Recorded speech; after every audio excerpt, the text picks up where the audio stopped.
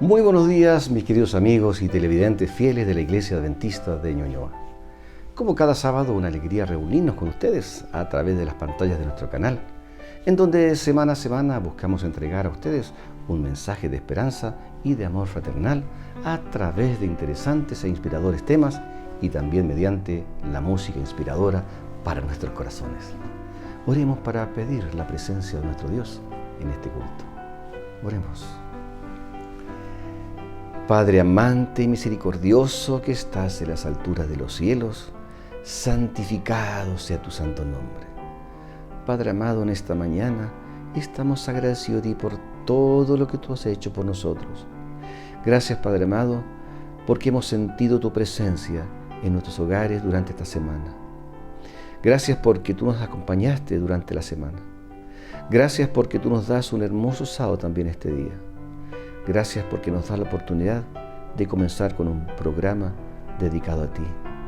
Y en esta mañana, querido Dios, queremos pedirte por nuestros amigos que tal vez están sufriendo algún dolor por alguna pérdida de algún familiar, alguna enfermedad, o tal vez, Padre amado, por un problema familiar, quizás un problema de trabajo.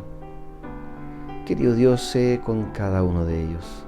Tú conoces sus corazones, tú conoces sus vidas, tú conoces realmente su aflicción. Y queremos pedirte para que tú hagas tu voluntad sobre ellos y que los abraces con esos brazos cariñosos de amor. En esta mañana queremos pedir tu presencia. Acompáñanos. Que tu Santo Espíritu nos guíe y nos ayude en cada momento. Quédate con nosotros, te lo rogamos, sin mérito alguno, Padre amado, sino te lo pedimos en el nombre precioso de nuestro Señor Jesús. Amén. Amén. Una vez más queremos agradecer su sintonía. Hoy queremos saludar de manera especial a los amigos que nos ven desde cada rincón de nuestro país. Por ejemplo, allí desde la región de Arica, Parinacota, hasta la región de Magallanes, en la parte más austral del mundo. Aprovechamos también de enviar un cariñoso saludo a nuestro querido pastor Edgar Bosicio, quien actualmente es el pastor de Magallanes y la Antártica chilena, siendo también el pastor de la iglesia de Puerto Williams, la iglesia más austral del mundo. Un abrazo grande para ti, querido pastor, y también a su esposa Sarela.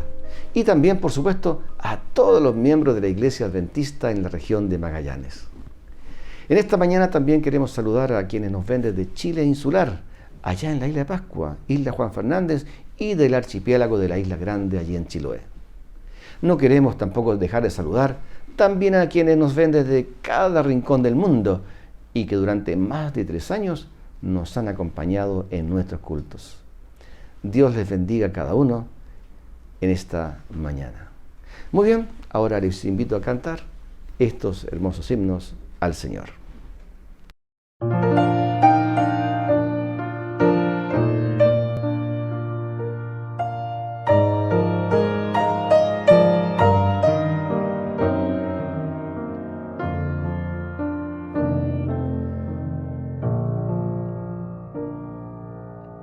¿Cómo podré estar triste? ¿Cómo entre sombras ir? ¿Cómo sentirme solo y en el dolor vivir? Si Cristo es mi consuelo, mi amigo siempre fiel.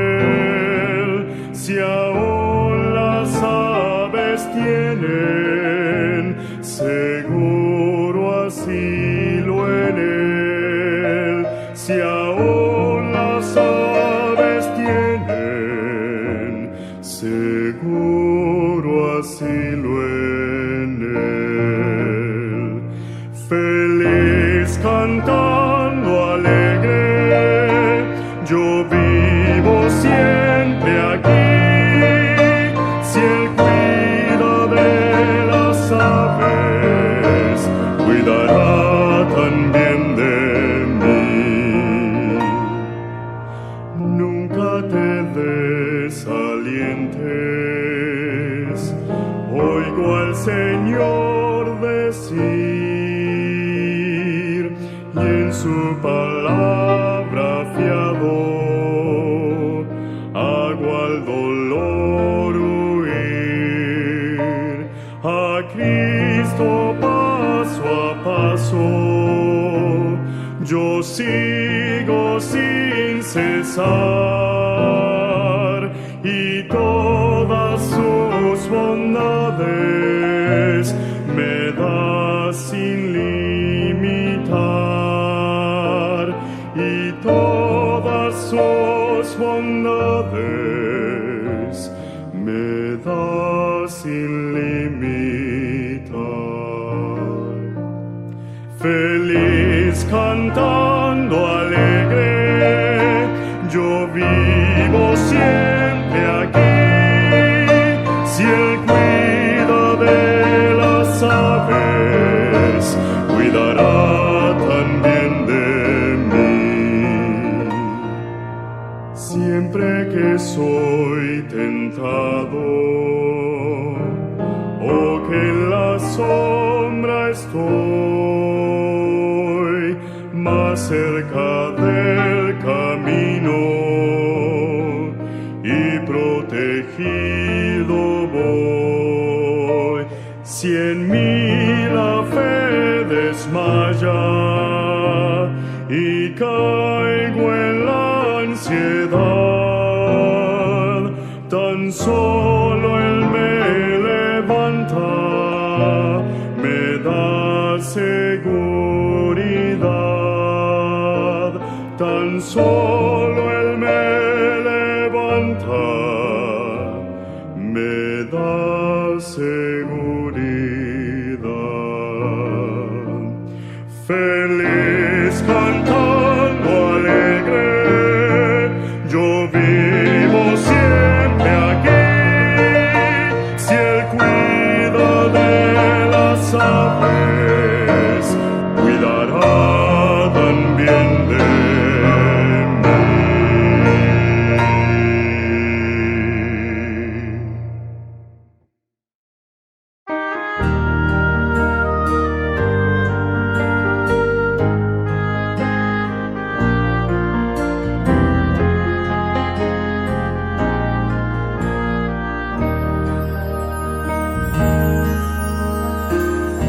has corrido tras un arco iris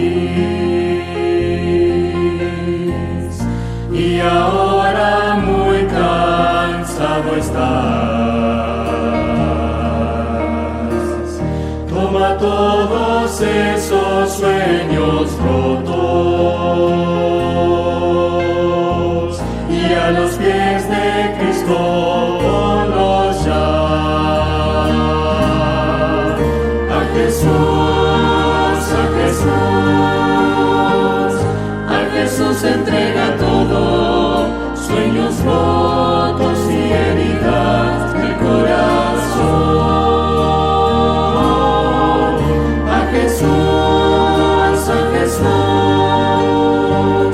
a Jesús entrega todo y la tristeza en gozo cambiará. Él no prometió sol todos los días. Sé que a veces viene la tormenta, pero nos ofrece un corazón nuevo, picante aún en medio del dolor. A Jesús, a Jesús, a Jesús entrega todo, sueños rotos y heridas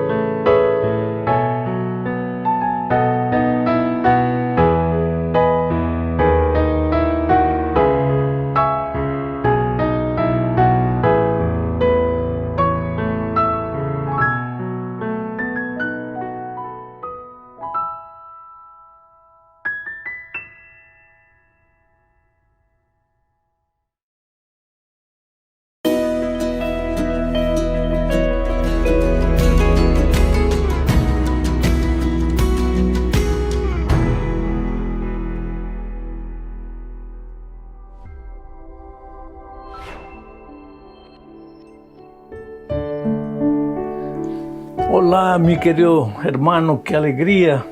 Vamos a empezar nuevamente el estudio de una lección más. Esta vez la lección 10 para el 9 de diciembre del año 2023. El título de la lección: Misión en favor de los no alcanzados. Primera parte, porque esta lección la vamos a continuar estudiando la próxima semana.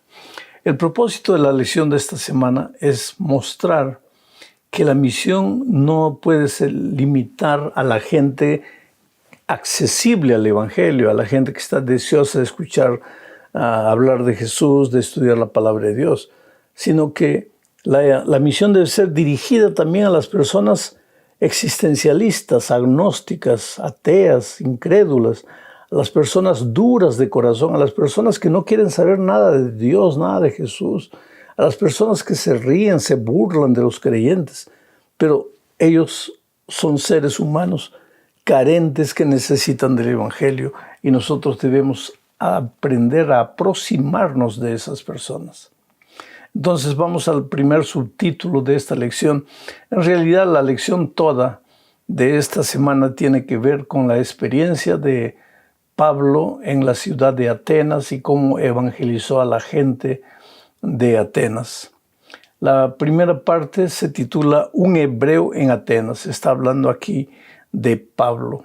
Tú sabes que Pablo se encontraba en Troas y de ahí iba a regresar para Jerusalén cuando un ángel se le presentó de noche en visión y le dijo: pasa a Macedonia y ayúdanos. Pasar a Macedonia era pasar al territorio griego y Pablo pasó. Llegó a Neápolis, un pequeño puerto. De ahí caminó unos 20 kilómetros, llegó a Filipos. En Filipos tú sabes lo que sucedió, algunos se convirtieron. Lidia, una vendedora de púrpura entre ellas. Y en Filipos él fue encarcelado junto con Silas. Hubo un terremoto en la medianoche, las paredes cayeron, pero él no se escapó y el carcelero se convirtió. Después él fue para Tesalónica. Ahí casi los líderes lo matan. Él tuvo que huir para Berea. De Berea vino para Atenas y llegó a Atenas. Atenas en ese tiempo, queridos, tenía casi 3,000 dioses. Imagínense, la gente de Atenas tenía tantos dioses. Inclusive habían construido una estatua al dios desconocido. De tantos dioses que tenían, ahora tenían un dios desconocido. Y no solamente tenían dioses porque el pueblo era, claro, religioso, pero había también filósofos, epicúreos, agnósticos, estoicos, gente que no quería saber nada de Dios, nada de religión, aunque habían muchos religiosos también. Pablo llegó a esa metrópoli y encontró un desafío para la evangelización. Seguramente la pregunta que él se hizo es: ¿cómo voy a evangelizar a esta gente? Y es la misma pregunta que nosotros debemos hacernos hoy cuando miramos ciudades gigantescas como San Pablo, como Nueva York, como Los Ángeles, como tantas ciudades en el mundo, metrópolis gigantes, Japón, allá en la India. ¿Cómo evangelizar a esas multitudes? Donde cada uno tiene su propio Dios, donde cada uno tiene su propia filosofía, su manera de pensar, su cosmovisión, su manera de ver la vida. Es un desafío para el pueblo de Dios evangelizar a esa gente. Sin embargo, Dios nos confió la misión también para alcanzar a los no alcanzados. Mira lo que dice Hechos capítulo 16 al 18. Leo. Mientras Pablo los esperaba en Atenas. ¿Por qué dice mientras Pablo los esperaba en Atenas? Porque Silas y Timoteo se habían quedado cuidando de los hermanos en en Tesalónica.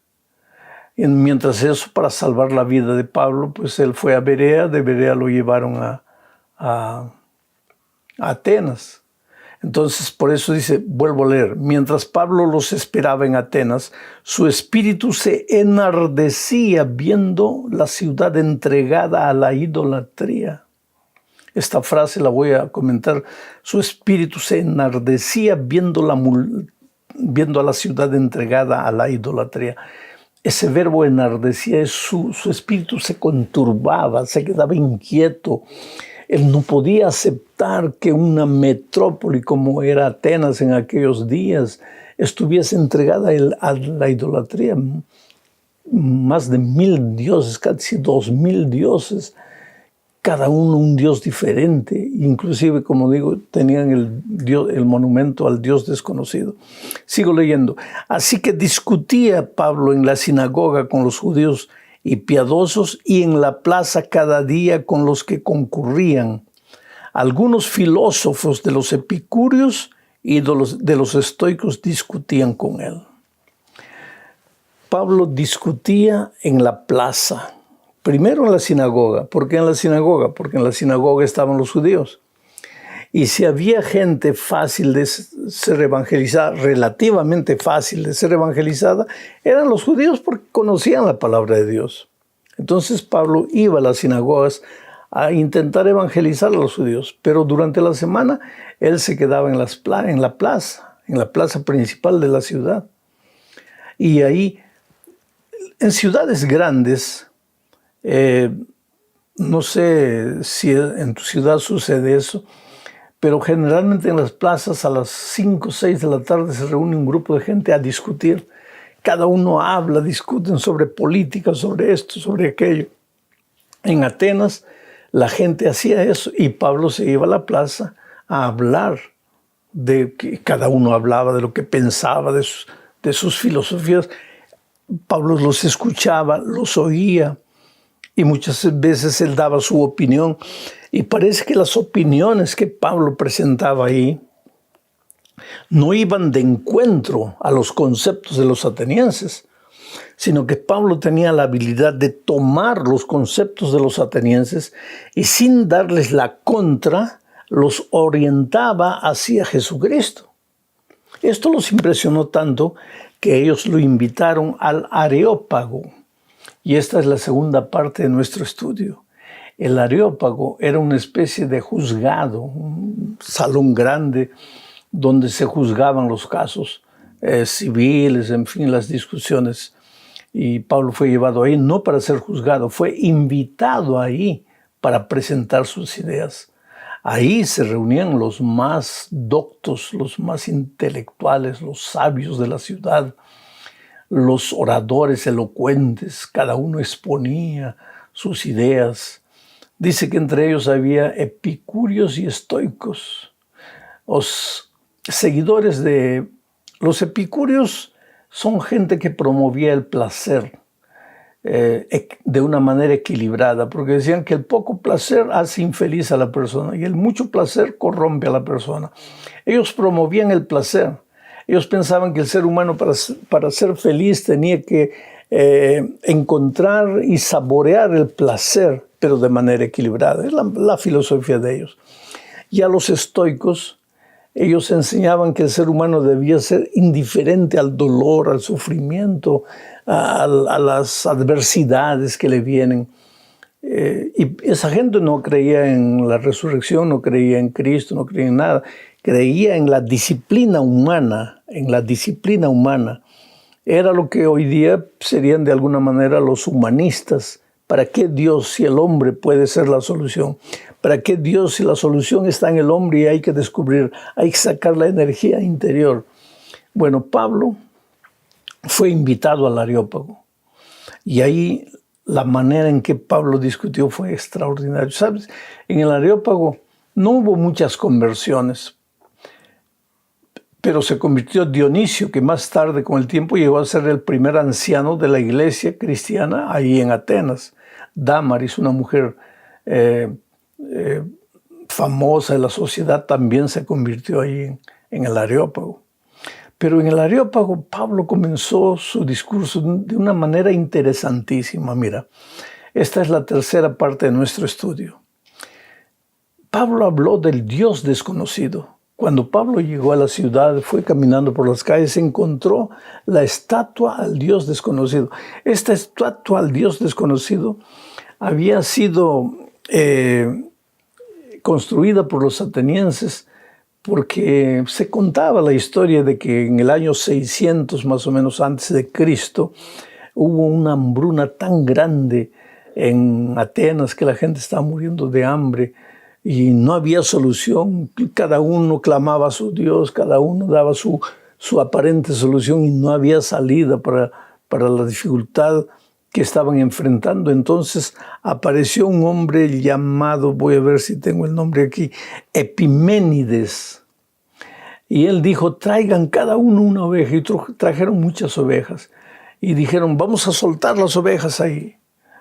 Y donde las ovejas se reúnan y se concentren, ahí vamos a levantar un monumento al Dios que va a solucionar nuestros problemas. Y efectivamente hicieron eso. Y las ovejas se dirigieron a donde construyeron ellos más tarde la estatua al Dios desconocido. Ahora miren la sabiduría de Pablo. Y esto nos enseña cómo direccionarnos a la gente que no quiere saber nada del Evangelio, o que por lo menos a la gente que no quiere saber nada de nuestro mensaje, porque el mensaje adventista a veces es controvertido, porque tú sabes que, por ejemplo, el tema del santuario solo los adventistas lo enseñan, nadie más lo enseña.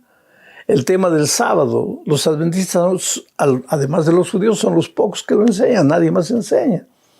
Entonces, ¿cómo presentar el mensaje a gente que no quiere escuchar nuestro mensaje? Pues aprendamos aquí de Pablo. Pablo, que vio la estatua al Dios desconocido, ahora que fue invitado al Areópago, podría haber empezado diciéndole, ustedes están equivocados adorando a una estatua llamada al Dios desconocido. Podría haber dicho, claro que sí. Y eso es lo que mucha gente hoy hace y por eso no tiene éxito. Van en contra de los conceptos de las personas. Van hiriendo a las personas a quienes quieren evangelizar. Van como diciendo, tú estás equivocado, porque la Biblia dice así, tú estás equivocado. No, esa no es la manera de querer evangelizar a gente que no piensa igual que nosotros.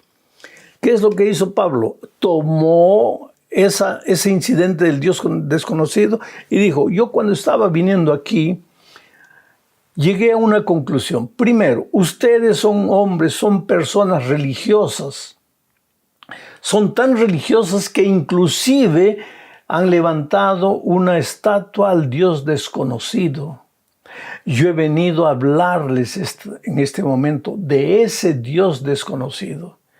Ese Dios desconocido es el creador de los cielos y la tierra. Y entonces partió de algo que ellos conocían, de un tema que ellos conocían, y los llevó a un tema que ellos no conocían, al Dios creador de los cielos y la tierra. Hoy día, cuando nosotros queremos presentar nuestro mensaje, tenemos que comenzar hablando del mensaje que las personas creen, que aceptan, que ya tienen en la mente, porque hay una ley en la mente, mira. La mente humana solo se abre a conceptos que de alguna manera ya están establecidos en su mente. Ahora, si yo vengo hablando de mis conceptos y eso no combina con los conceptos que la persona tiene en su mente, tú puedes hablar lo que quieras, pero la mente de la persona se cierra. Ya no te oye, no te entiende. Entonces, si tú quieres que las personas te oigan, no vayas en contra de sus conceptos. Tú aprende a trabajar a partir de sus conceptos, aunque sus conceptos estén equivocados. Y a partir de ahí los vas a ir llevando a la verdad bíblica. Pero cuando tú hables de sus conceptos, la mente de ellos se abre. Y ahí tú puedes colocar la verdad bíblica en la mente de ellos. Pablo hizo eso en el Areópago. Empezó hablando del Dios desconocido y eso le dio un resultado extraordinario. Leo lo que dice Hechos 17, 22 y 23. Entonces Pablo, puesto en pie en medio del Areópago, dijo: atenienses, en todo observo que sois muy religiosos. Miren la manera extraordinaria de dirigirse. Porque pasando y mirando vuestros santuarios, hallé también un altar en el cual estaba esta inscripción: al Dios no conocido, al que vosotros adoráis, pues sin conocerlo, es a quien yo os anuncio. qué sabiduría la de Pablo. Tomó un concepto equivocado de ellos y a partir de ahí los llevó a la verdad bíblica, al Cristo que él anunciaba. Tremendo, ¿no? Vamos a la cuarta parte de este estudio. ¿Cómo presentar a un nuevo Dios? A un Dios que las personas no conocen. Leamos Hechos 17, 24 al 27. Dice, el Dios que hizo el mundo, Pablo siguió hablando esto en el Areópago, el Dios que hizo el mundo y todas las cosas que en él hay, siendo Señor del cielo y de la tierra, no habita en templos hechos por manos humanas, ni es honrado por manos de hombres, como si necesitara de algo, pues Él es quien da a todos vida, aliento y todas las cosas. De una sangre ha hecho todo el linaje de los hombres para que habiten sobre toda la faz de la tierra, y les ha prefijado el orden de los tiempos y los límites de su habitación para que busquen a Dios si en alguna manera palpando puedan hallarlo, aunque ciertamente no está lejos de cada uno de nosotros. Qué sabiduría la de Pablo. Empieza hablando del Dios desconocido a quienes los atenienses adoraban. No les dice a los atenienses, ustedes están equivocados por adorar al Dios desconocido. No les dice, sino que les dice, ustedes son muy religiosos y yo los felicito por eso, porque inclusive adoran al Dios desconocido. Ahora yo vine a hablarles de ese Dios desconocido. Y entonces ahora entra, como Pablo era un elocuente, educado a los pies de un rabino famoso, Gamaliel, de los mejores profesores griegos de aquellos tiempos, pues él discute con filósofos, con epicúreos, con estoicos, con teólogos, con rabinos. Él habla, él discute, él está a la altura, usa un lenguaje medio complicado.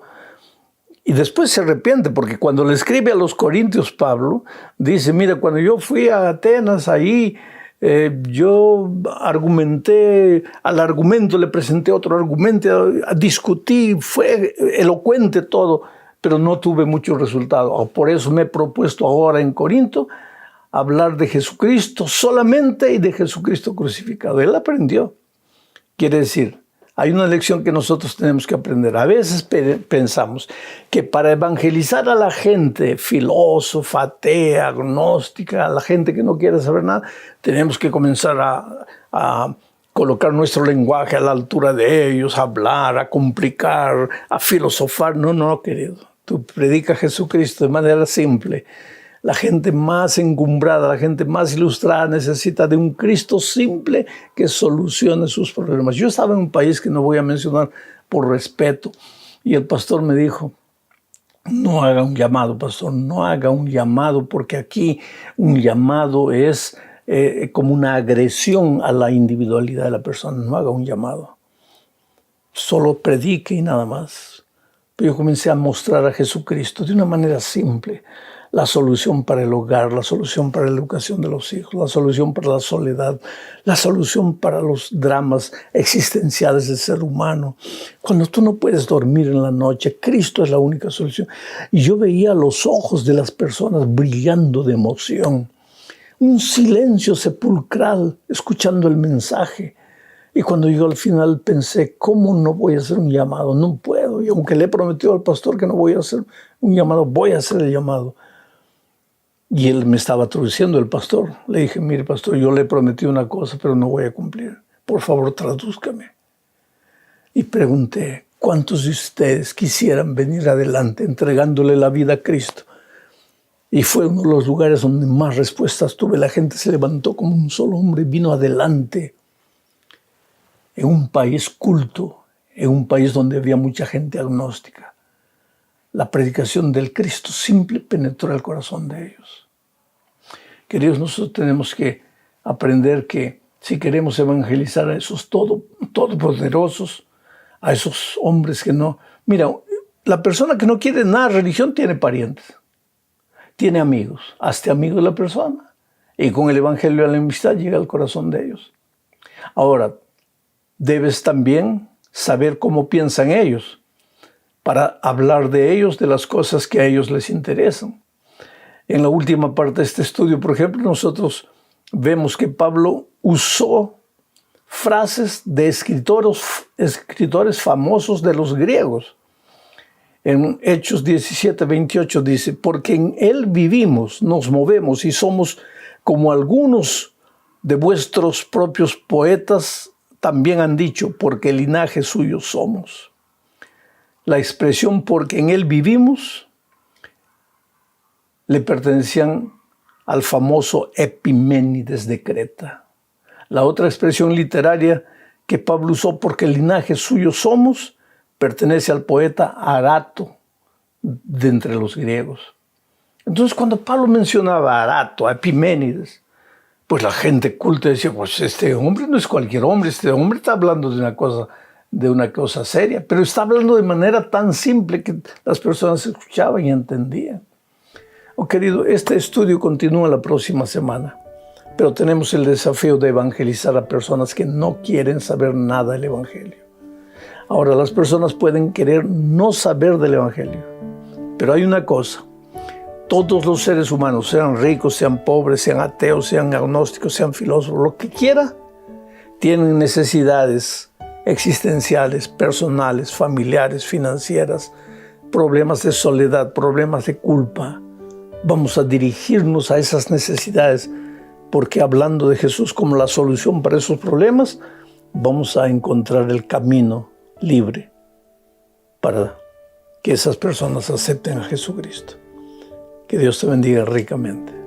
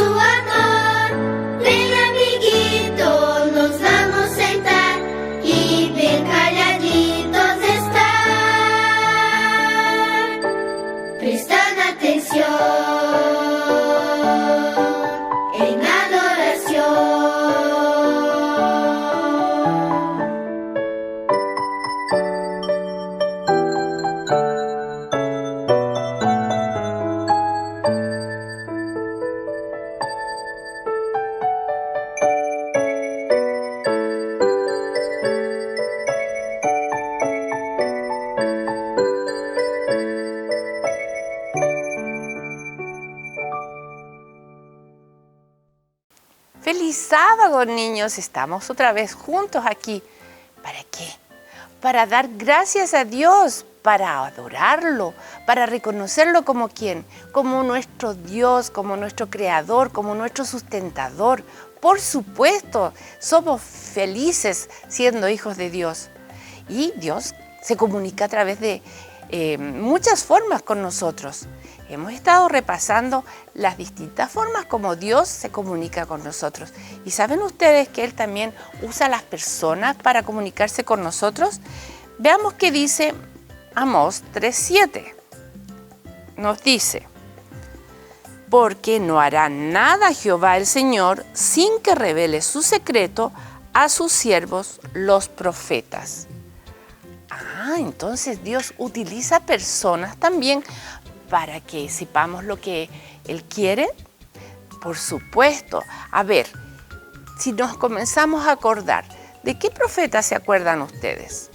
Bueno, la Biblia nos menciona a Enoc como uno de los primeros profetas, ¿no es cierto? Que él decía lo que había que hacer. Porque profeta, ¿qué significa? Profeta dice es hablar en nombre de. Entonces, los profetas hablaban en nombre de ¿quién?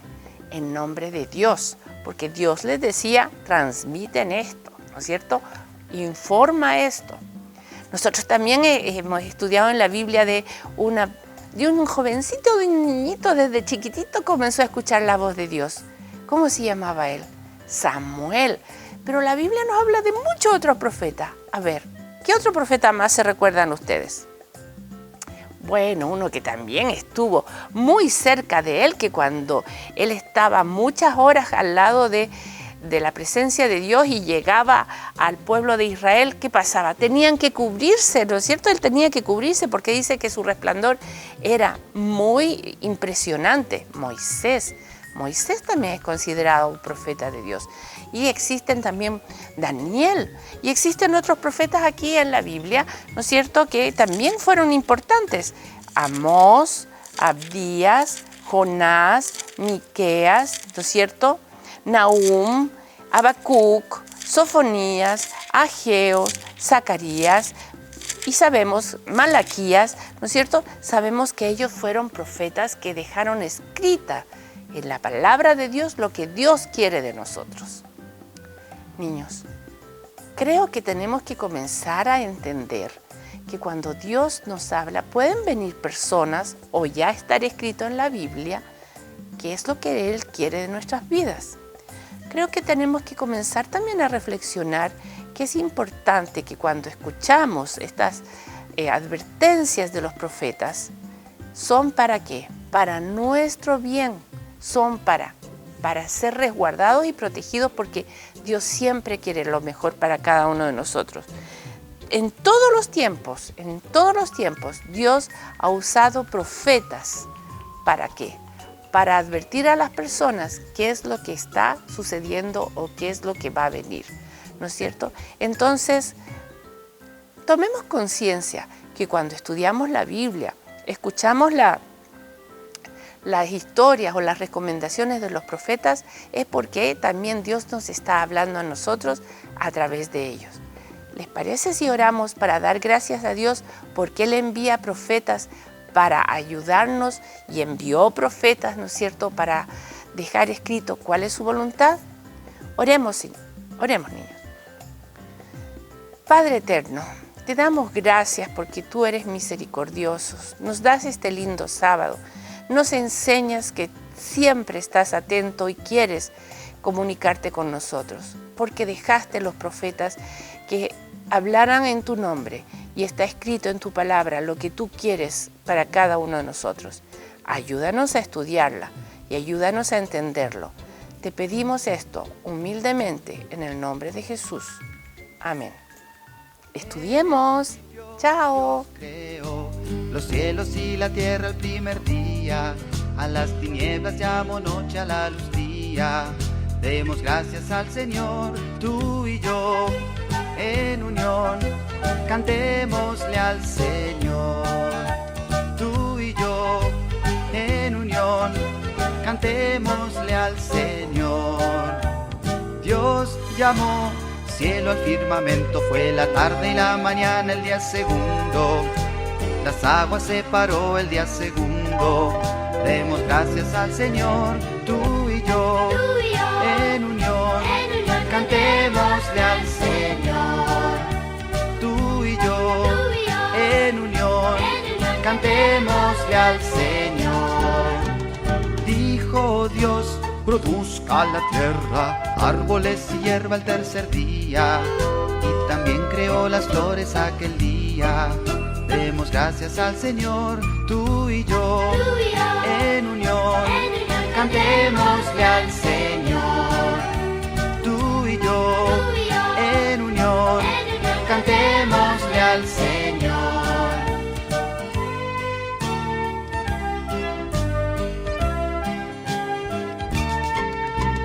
Dos luces puso Dios, la luna y el sol el cuarto día. Las estrellas creó el mismo día. Demos gracias al Señor, tú y yo, en unión. Cantémosle al Señor, tú y yo, en unión. Cantémosle al Señor. Dios creó los peces del mar y las aves del cielo el quinto día. volaron por el cielo. ¡Qué alegría! Demos gracias al Señor, tú y yo, en unión, cantémosle al Señor. Tú y yo, en unión, cantémosle al Señor. Tú y yo, en unión, cantémosle al Señor. Tú y yo, en unión, cantémosle al Señor. Dios los animales creó y al hombre del polvo el sexto día. También a la mujer hizo aquel día. Demos gracias al Señor, tú y yo, en unión, cantémosle al Señor. Tú y yo, en unión, cantémosle al Señor. Tú y yo, en unión, cantémosle al Señor.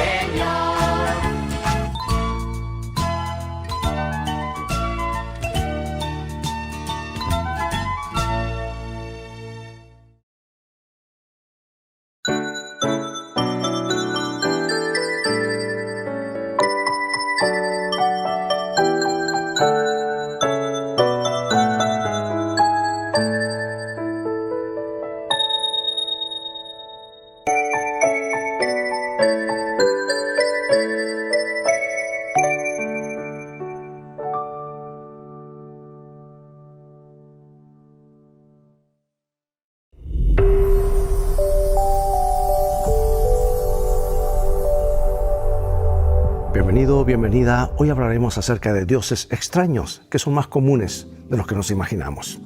Dice la Biblia: si ustedes se vuelven de todo corazón al Señor, deben echar fuera todos los dioses extranjeros y las representaciones de Astarté y dedicar sus vidas al Señor, rindiéndole culto solamente a Él.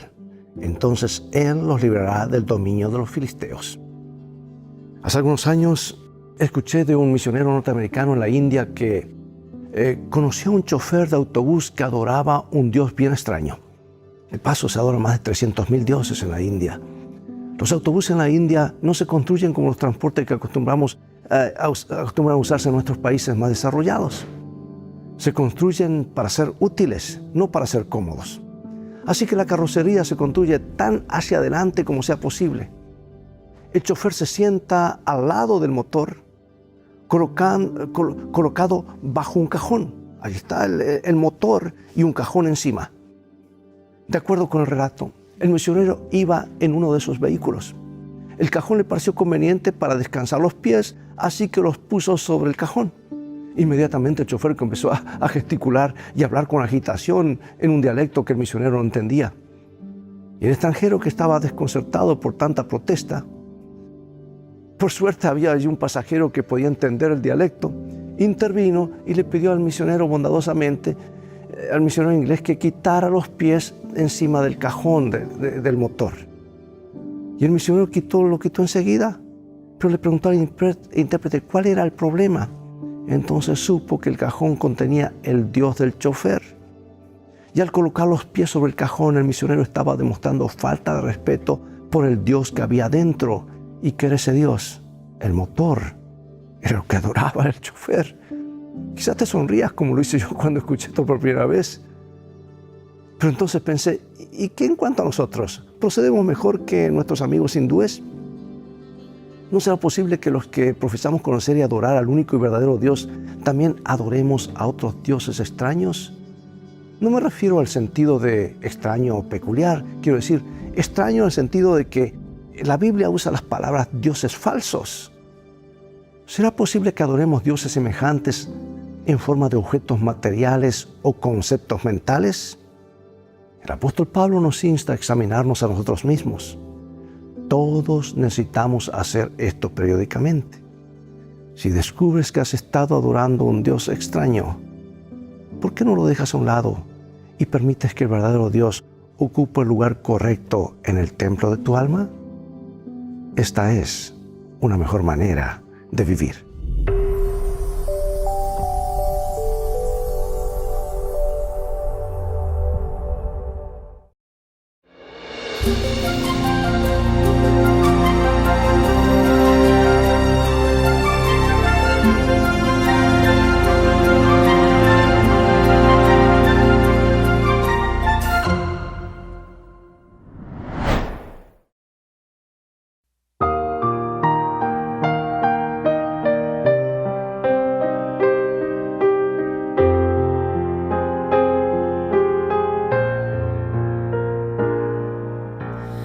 Con sin igual amor Cristo me ama, su dulce paz en mi alma derrama, y por salvarme su vida dio, ya pertenezco a Él.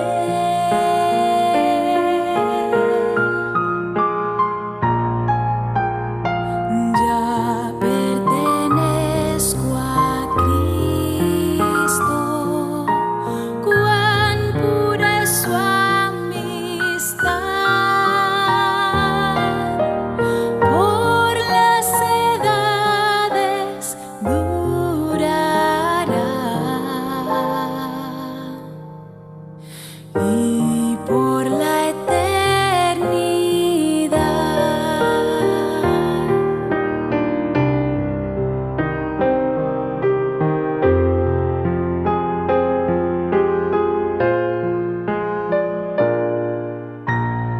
Por mis pecados fui condenado, mas hoy por Cristo soy perdonado. Del hondo abismo me levantó, ya pertenezco a Él.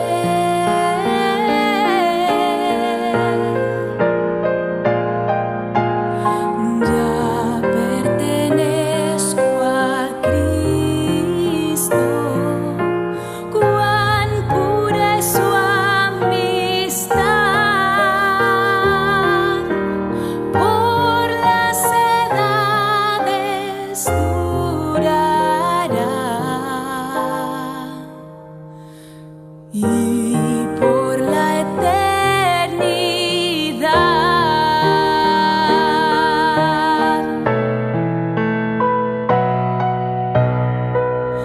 Mi corazón palpita de gozo, Cristo es de Dios, el don más precioso, por redimirme su sangre dio, ya pertenezco a Él, ya pertenezco a Cristo, cuán pura es su amistad, por las edades durará,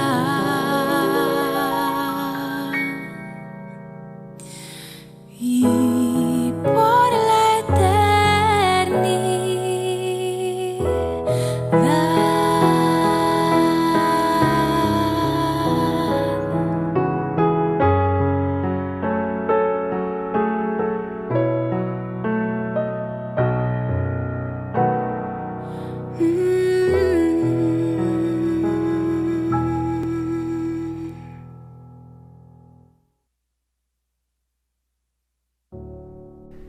Luego de escuchar a Michelle Matthews desde la República Dominicana, los invito a que con el corazón abierto recibamos el mensaje de esta hora. Que Dios permita que este mensaje sea de beneficio para nuestra vida espiritual.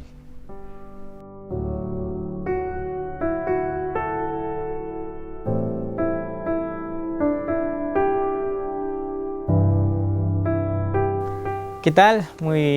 Un grato saludo a cada uno de ustedes, amigos, hermanos que nos están acompañando a través de las pantallas.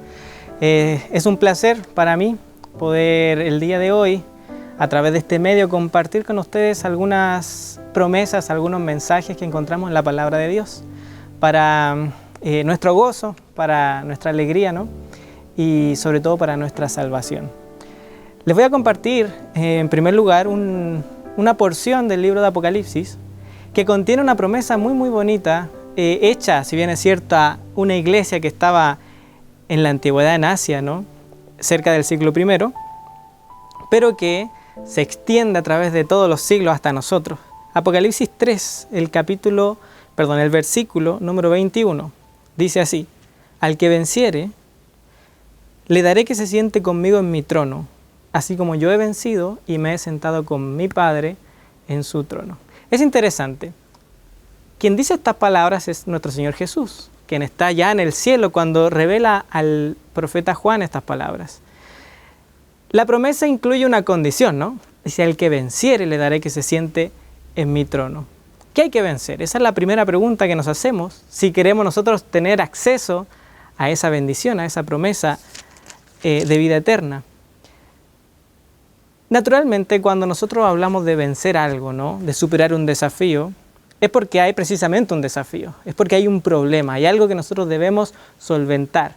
Aunque nuestro Señor Jesús ha hecho casi todo el trabajo, se podría decir, para abrirnos las puertas del cielo, aquí en Apocalipsis 3, Jesús nos presenta a nosotros un problema, que no es suyo, ¿no? Sino que nuestro. Un poquito más atrás, en el versículo 14, Jesús se presenta a la iglesia de la Odisea y dice, escribe al ángel en la iglesia de la Odisea, he aquí el amén, el testigo fiel y verdadero, el principio de la creación de Dios, dice esto, yo conozco tus obras, que ni eres frío ni caliente.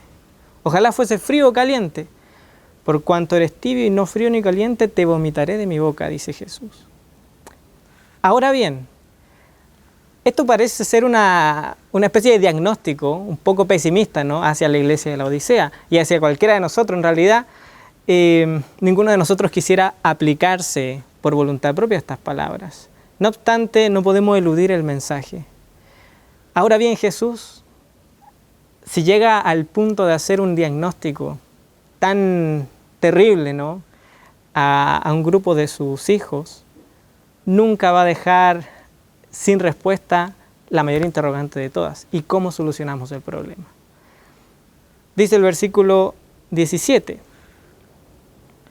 Porque tú dices, sigue profundizando, yo soy rico y me he enriquecido y de ninguna cosa tengo necesidad.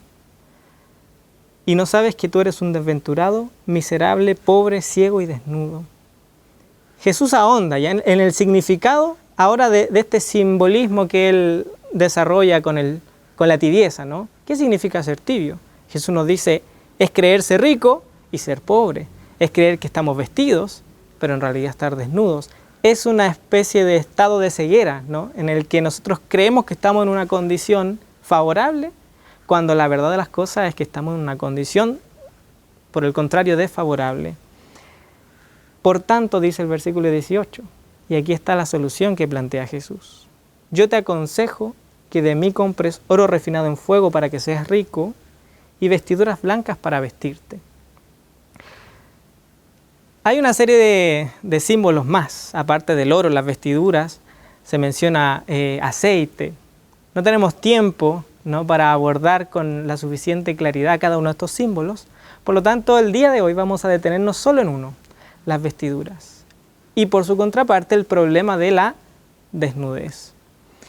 En la Escritura, ya llegados a Apocalipsis, no aparece por primera vez, ¿no? sino que las vestiduras son un símbolo, una idea, que están desde el principio de las Escrituras, ¿no? desde el mismo libro de Génesis, y se van desarrollando a través de todos los libros de la Biblia.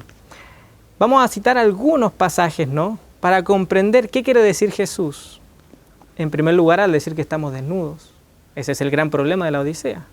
Y en segundo lugar, ¿qué quiere decirnos Jesús cuando nos dice compra de mi vestidura? No es que literalmente vamos a encargar del cielo unas vestiduras. Es un símbolo que quiere hacernos notar una profunda necesidad que tenemos como seres humanos. Acompáñenme a Génesis. En el libro de Génesis, el capítulo 2 y el versículo 7, el versículo 16 y 17, Dios, después de poner a Adán en el huerto del Edén, le da una orden, ¿no? Mandó Jehová al hombre diciendo, de todo árbol del huerto podrás comer, mas del árbol de la ciencia del bien y del mal no comerás, porque el día que de él comieres ciertamente morirás.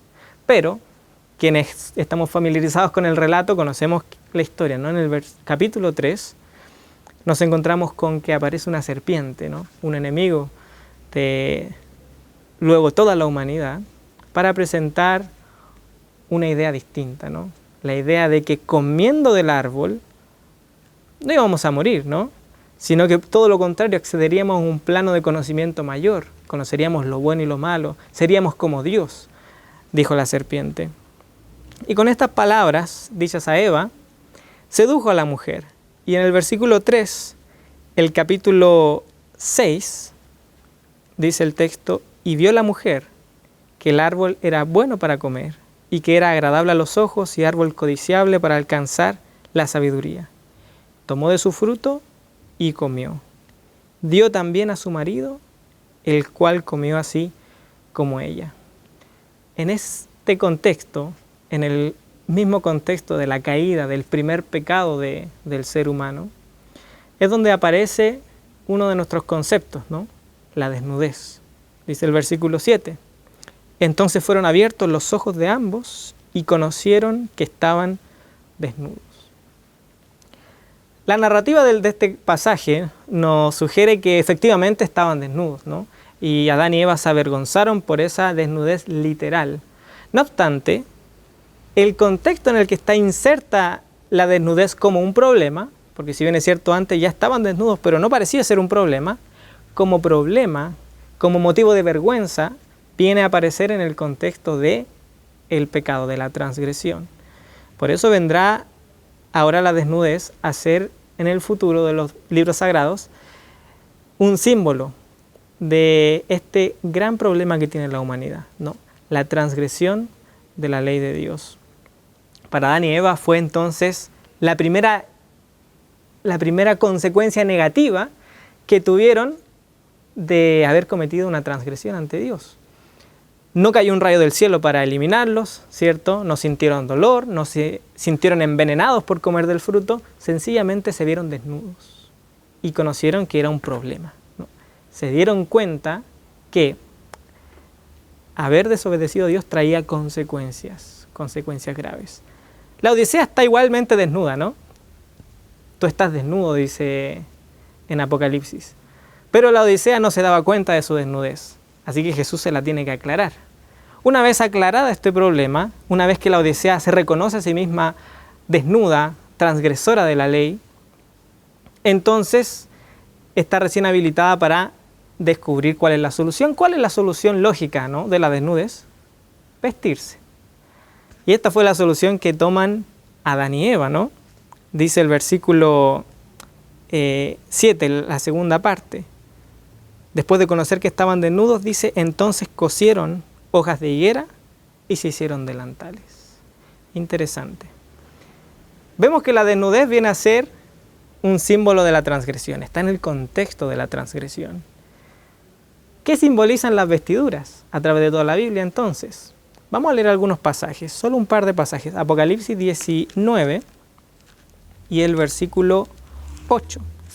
Apocalipsis 19 y el versículo 8. También en un contexto simbólico, hablando de la iglesia de Dios, dice, y a ella se le ha dado que se vista de lino fino, limpio y resplandeciente. Y ahora explica el significado del símbolo. Porque el lino fino es las acciones justas de los santos. Acciones justas.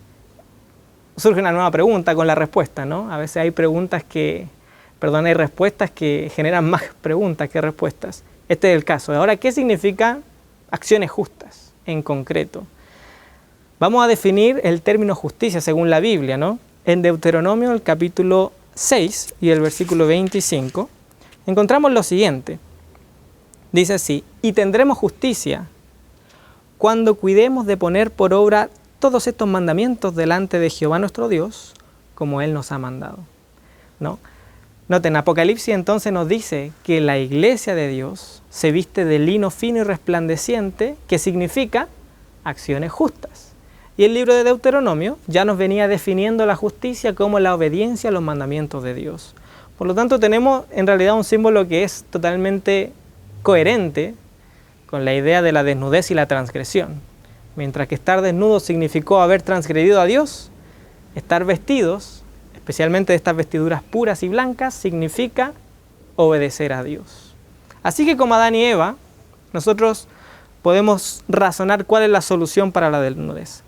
Si la desnudez se solucionaba con vestiduras, ahora la transgresión se habrá de solucionar con acciones justas, ¿no? Con obediencia a Dios.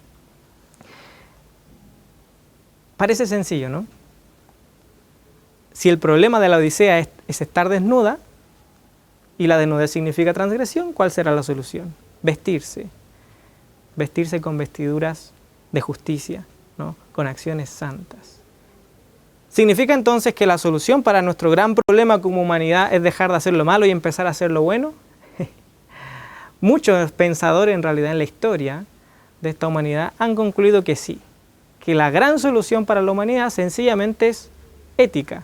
Dejar de hacer cosas malas, comenzar a hacer cosas buenas. Pero la Biblia tiene otro giro en la historia, ¿no? La Biblia no nos presenta un camino tan llano, tan liso, tan sencillo al parecer para la humanidad. Porque si volvemos a Génesis, allá al capítulo 3 de Génesis, y notamos cómo el ser humano, naturalmente, al verse desnudo, se construyó una vestidura para sí mismo, en el versículo 8 del capítulo 3, se nos presenta que estas hojas de higuera, estas vestiduras, estas justicias que el ser humano se fabricó a sí mismo, no tienen el efecto esperado. Génesis 3:8. Y oyeron la voz de Jehová Dios que se paseaba en el huerto, al aire del día.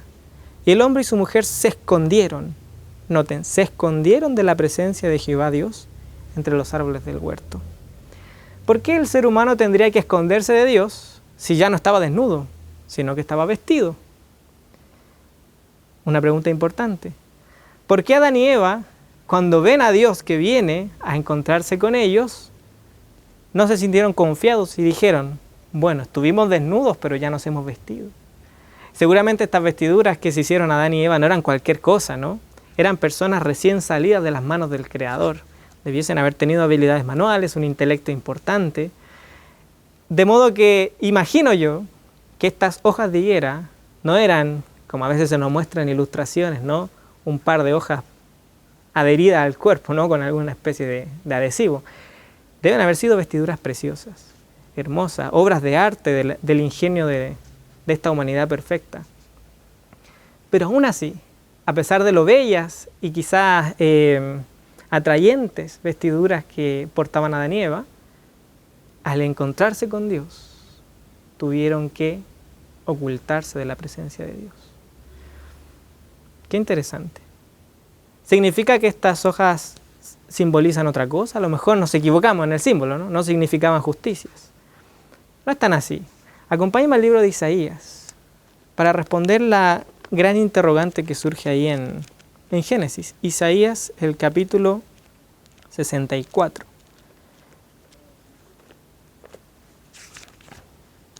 Isaías, capítulo 64.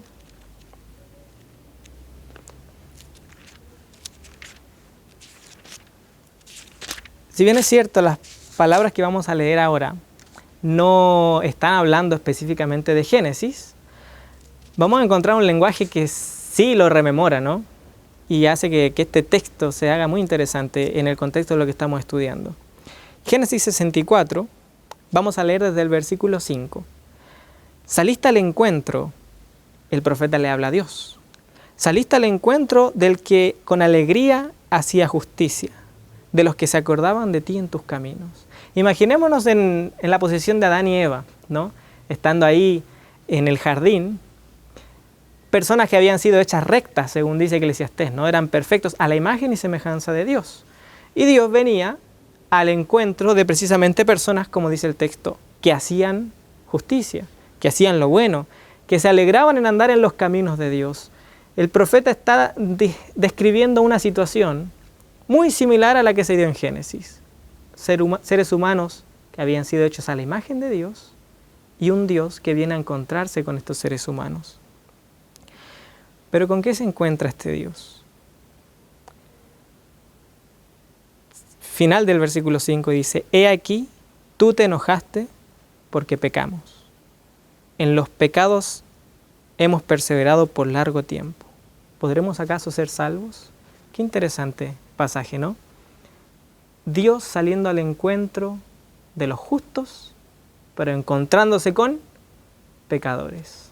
Esto es lo que le pasó a Dios en Génesis, ¿no? Ahí en el jardín del Edén. Dios viniendo a encontrarse con personas hechas a su imagen y semejanza y se encuentra con pecadores.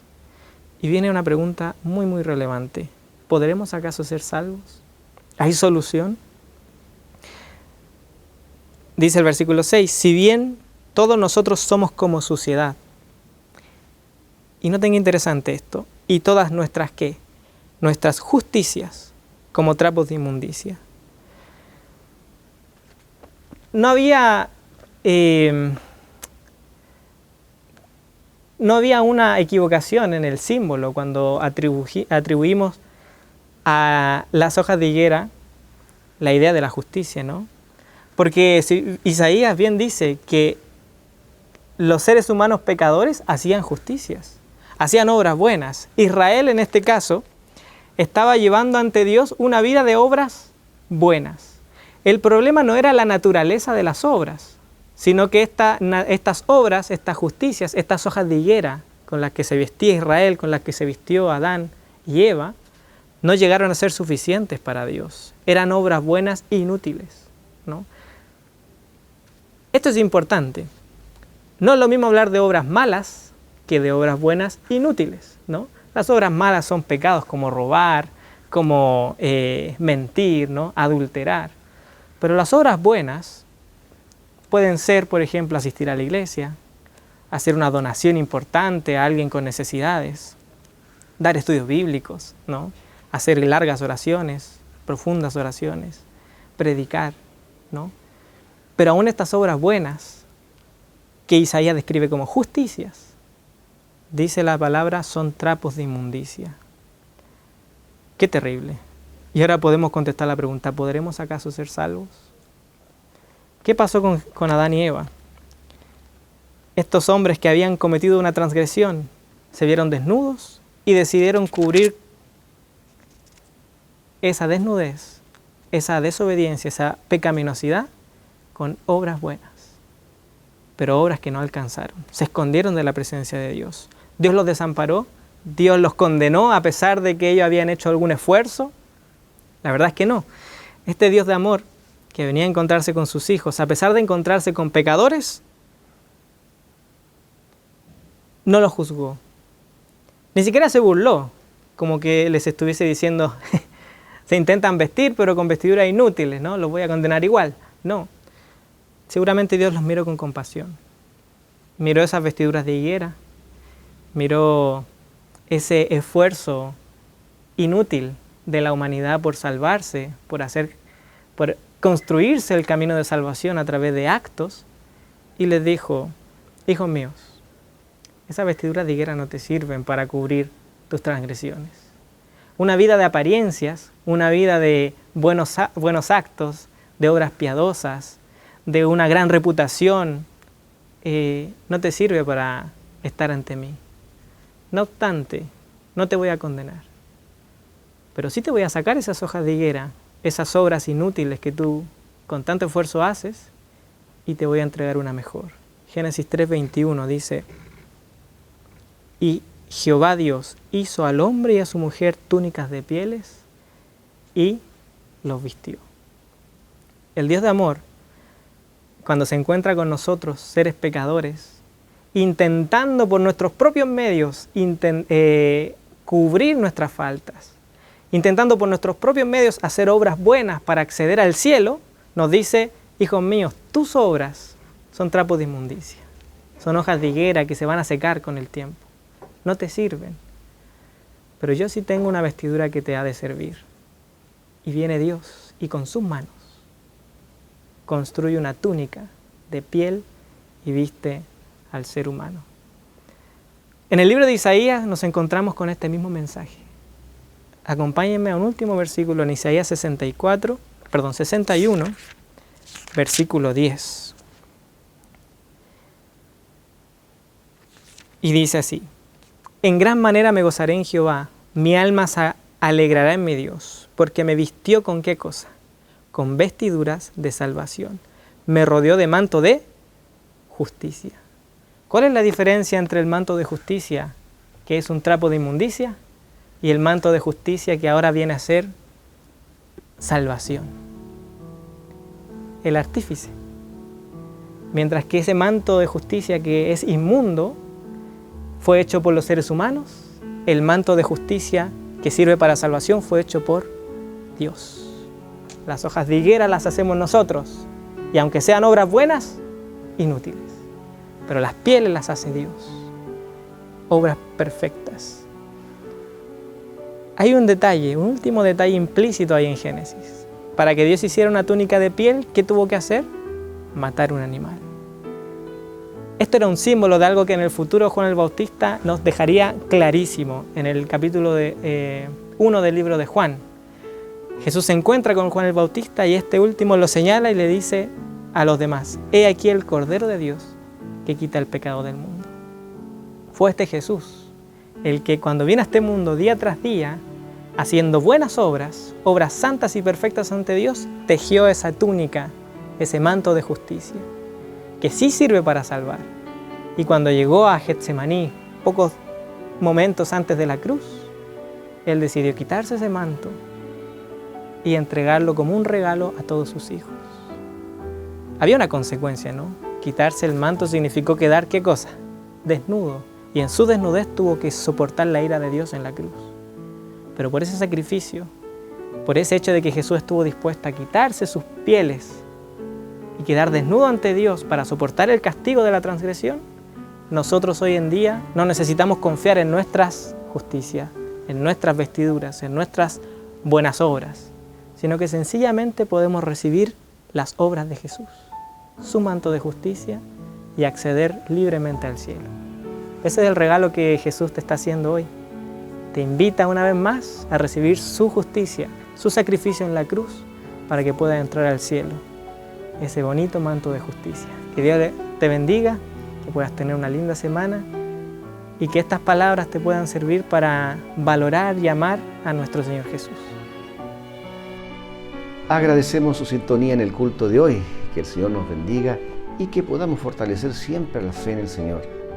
Que quien siempre está dispuesto a darnos lo mejor y a tendernos la mano cuando más lo necesitamos.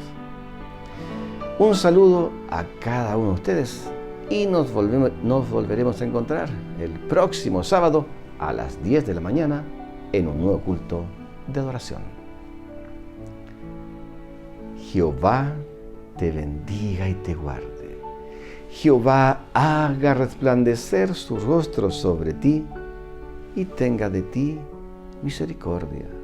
Jehová alce sobre ti su rostro y ponga en ti paz.